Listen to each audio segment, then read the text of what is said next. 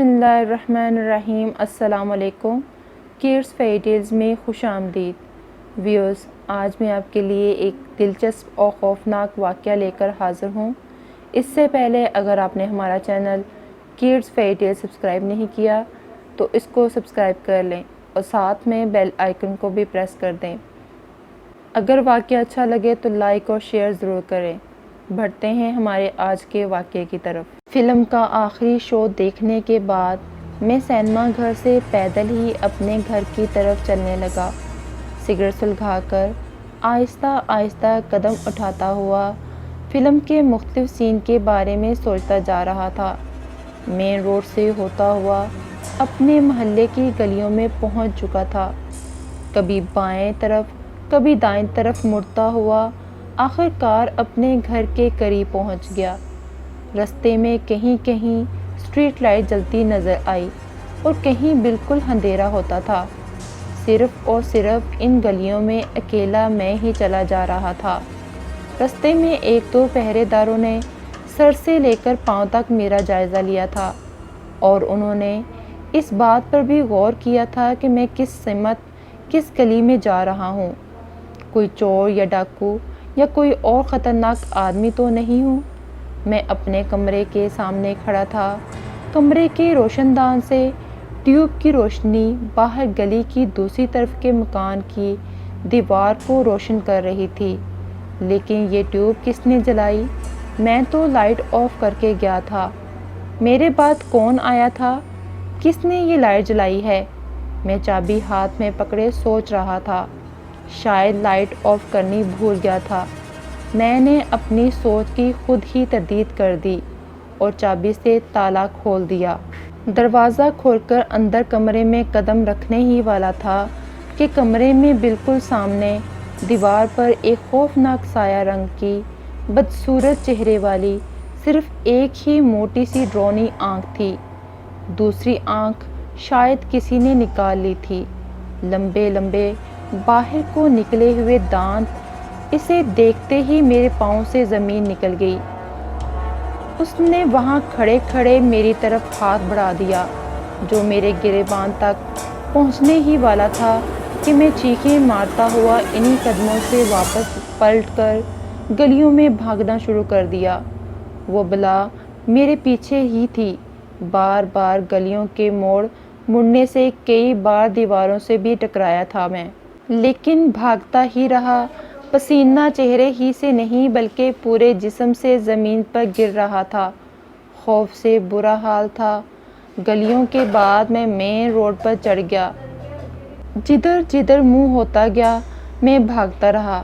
میری منزل کوئی نہ تھی، مجھے صرف اس بلا سے بچنا تھا۔ اس کے نوکدار پنجے بار بار مجھے اپنے اوپر آتے نظر آ رہے تھے۔ خوف سے چیخیں نکل رہی تھی۔ کبھی کبھار کوئی گاڑی نظر آتی، لیکن میری مدد کو کوئی بھی نہیں رکا۔ مین روڈ سے میں ایک درختوں کے جھنڈ میں گھس گیا۔ یہ بہت خوفناک جگہ تھی۔ مجھے اس وقت اس ویرانے سے خوف نہ آیا، خوف آ رہا تھا تو اپنے پیچھے لگی چڑیل سے۔ بھاگتے بھاگتے ایک درخت سے بری طرح ٹکرایا۔ اس کے بعد مجھے ہوش نہ تھا کہ میں کہاں ہوں۔ جب آنکھ کھلی تو اپنے آپ کو ایک کمرے میں بستر پر پڑا پایا۔ میں نے کمرے کی دیواروں کی طرف دیکھا تو ایک بار پھر چیخ اٹھا، کیونکہ یہ میرا اپنا ہی کمرہ تھا۔ دیواروں پر میری ہی تصویریں جھول رہی تھی، وہی بستر تھا، وہی ٹیبل اور کرسیاں تھیں۔ الماری میں پڑی کتابیں ہل ہل کر نیچے گر رہی تھی۔ دروازے پر نظر پڑی تو ایک مرتبہ پھر چیخنے کے بعد بے ہوش ہو گیا، کیونکہ دروازے کی کنڈی اندر سے بند تھی۔ اگر کوئی انسان مجھے اٹھا کر یہاں کمرے میں لاتا تو دروازہ باہر سے بند کر کے جاتا، یہ تو اندر سے بند تھا اور کمرے میں کوئی انسان موجود نہ تھا۔ پھر مجھے ایسے محسوس ہوا جیسے میں بھیگ رہا ہوں، میرا بستر بھیگ رہا ہے۔ ہوش میں آنے کے بعد دیکھا تو چھت سے ایسے پانی گر رہا تھا جیسے کمرے کی چھت پر ٹیوب ویل لگا ہو۔ خوف سے ایک بار پھر چیخنے لگا۔ آج میری زندگی کی آخری رات تھی۔ ابھی اس کے نوکدار پنجے میری گردن میں پیوست ہو جانے والے تھے۔ پانی آہستہ آہستہ بند ہونا شروع ہو گیا۔ خوفزدہ اس بات پر بھی تھا کہ اس ٹیوب ویل کا پانی صرف میری چارپائی تک محدود تھا۔ نیچے فرش خشک تھا۔ لمحوں میں ہی میرا بستر خشک ہو گیا، میرے کپڑے بھی خشک ہو گئے۔ جھولنے والی میری تصویریں اپنی جگہ پر ساکت ہو چکی تھی۔ الماری سے گرنے والی کتابیں ایک ایک کر کے خود بخود اپنی جگہ پڑی تھی۔ اس کے بعد بالکل خاموشی چھا گئی تھی، شاید بلا جا چکی تھی۔ میں نے ہمت کر کے چاروں طرف نظریں گھمانے کے بعد خود ہی اندازہ لگایا۔ جسم اس قدر بھاری تھا جیسے میرے اوپر منو وزن ہو۔ ہاتھ پاؤں حرکت کرنے کا نام نہیں لے رہے تھے۔ بہت زور لگایا لیکن ناکام رہا۔ چند لمحوں بعد جسم سے بوجھ بھی کم ہو گیا۔ ہاتھ پاؤں حرکت میں آنے لگے۔ میں سمجھ گیا کہ اب چڑیل کا سایہ ختم ہو چکا ہے۔ میں پوری طرح ہوش میں تھا۔ دل کو سکون دینے کی خاطر ٹیبل پر پڑے گلاس کو پکڑا اور گٹ گٹ سارا گلاس پانی کا پی گیا۔ چارپائی پر بیٹھ کر سوچنے لگا کہ کہیں وہ چڑیل دوبارہ نہ آ جائے۔ چڑیل کا تصور ذہن میں آتے ہی میں کانپ کر رہ گیا۔ جو اس کی بگڑی شکل دیکھی تھی خوف زدہ کر رہی تھی۔ وہی بدصورت چہرہ دیواروں پر، برتنوں پر، کمرے کی ایک ایک چیز پر نظر آ رہا تھا اور مجھے خوف زدہ کر رہا تھا۔ مجھے ان چڑیلوں بلاؤں پر ذرا بھی یقین نہ تھا۔ میں انہیں صرف کتابوں اور کہانیوں میں ہی تصور کرتا تھا، لیکن ان کا وجود ہے میں نے اپنی آنکھوں سے دیکھ کر یقین کر لیا تھا۔ میں بہت بہادر سمجھتا تھا اپنے آپ کو، لیکن میری بہادری لمحوں میں ختم ہو چکی تھی۔ مجھے سوچتے ہوئے ابھی آدھا گھنٹہ ہی گزرا تھا کہ کمرے کے ایک کونے سے مجھے چھن چھن کی آوازیں آنے لگی، جیسے کسی نے گھنگرو باندھے ہوں اور کمرے میں ٹہل رہا ہو۔ اس آواز کے آتے ہی میں خوف زدہ ہو کر بستر میں اکٹھا ہو گیا۔ چھن چھن کی آواز اب تیز ہو چکی تھی، اب جیسے کوئی ناچ رہا ہو۔ میں نے ہمت کر کے بستر سے سر آہستہ آہستہ باہر نکالا۔ مجھے کوئی چہرہ نظر نہ آیا، صرف آوازیں ہی آ رہی تھی۔ میں خوف سے کانپ رہا تھا۔ مجھ میں بولنے کی طاقت کسی نے چھین لی تھی۔ پہلی جیسی حالت دوبارہ ہونے لگی تھی۔ ہاتھ پاؤں اور جسم بھاری ہونے لگا۔ صرف آوازیں سن سکتا تھا یا پھر دیواروں کو گھور سکتا تھا۔ چھن چھن کی آواز اس قدر تیز ہو چکی تھی کہ میرے کانوں کے پردے پھٹنے والے ہو چکے تھے۔ اس کے ساتھ ہی مجھے کمرے میں دیوار پر کسی کا سایہ نظر آنے لگا۔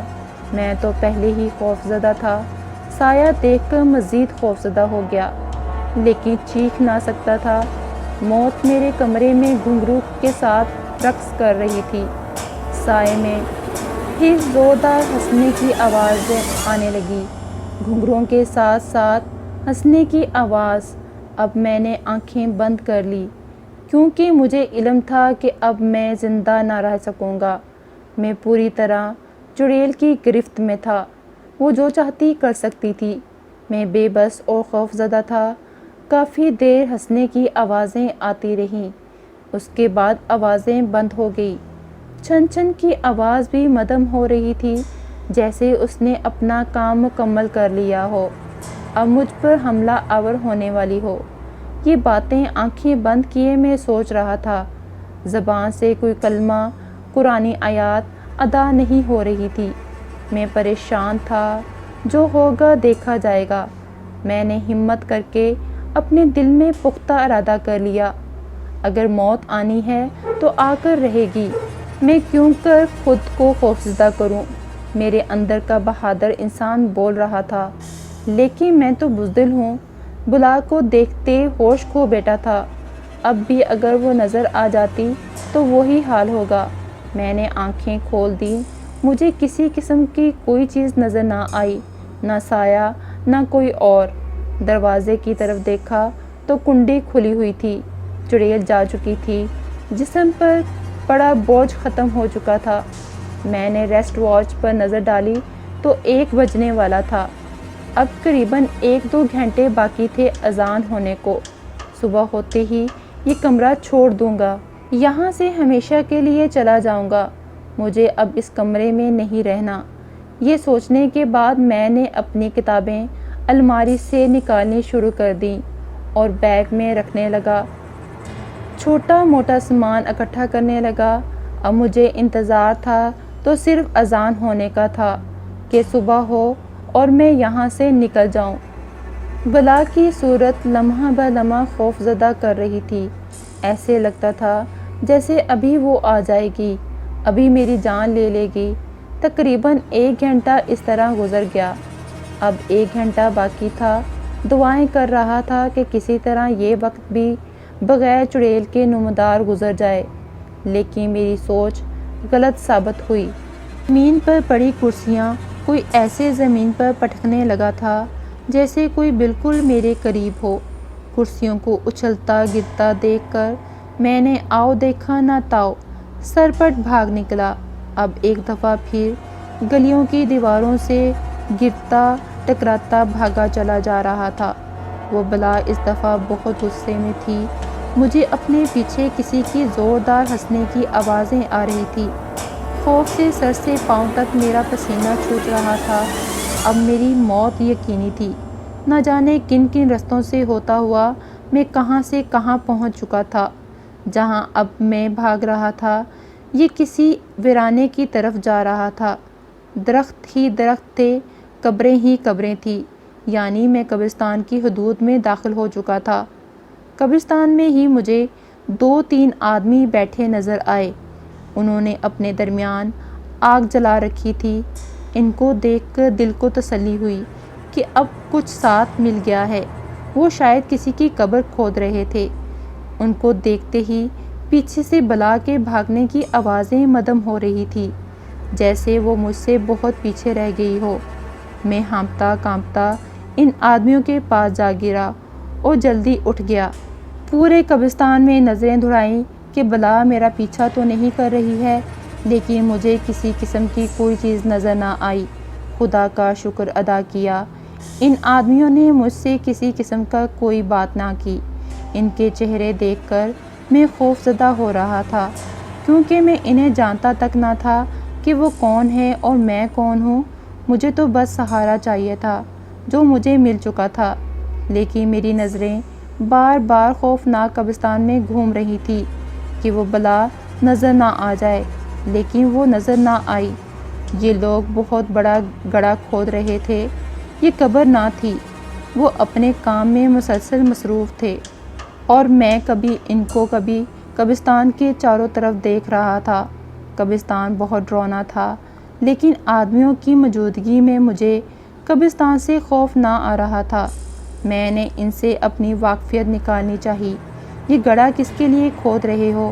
تمہارے لیے۔ ایک گرجدار آواز میرے کانوں سے ٹکرائی اور میں خوف کے مارے دوبارہ بول نہ سکا۔